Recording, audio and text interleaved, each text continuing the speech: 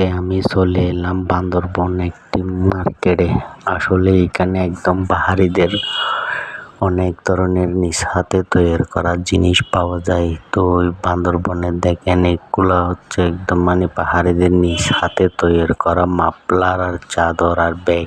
দেখেন কত সুন্দর ব্যাগগুলো, দেখে চোখ জুড়িয়ে যায়। তো যেই দিকে তাকাই না কেন এদের নিজ হাতে কারুকাজ করা মাফলার আর চাদরগুলো দেখে চোখ জুড়িয়ে যায়। এখানে আরো অনেক ধরনের বাঁশের জিনিসপাতি রয়েছে। তো আমরা একে একে করে সবগুলো দেখতে থাকবো। তো দেখে একদম আমাদের দর্শকদেরকেও দেখানোর চেষ্টা করব। তো দর্শকরা দেখে এখানে বান্দরবন আসলে যেন এদের থেকে ক্রয় করতে পারে। তো আসলে এগুলোর দামগুলো একদম সীমিতর মধ্যে রয়েছে। তো এরকম দোকানগুলোতে আসলে দেখে অনেক বেশি ভালো লাগে।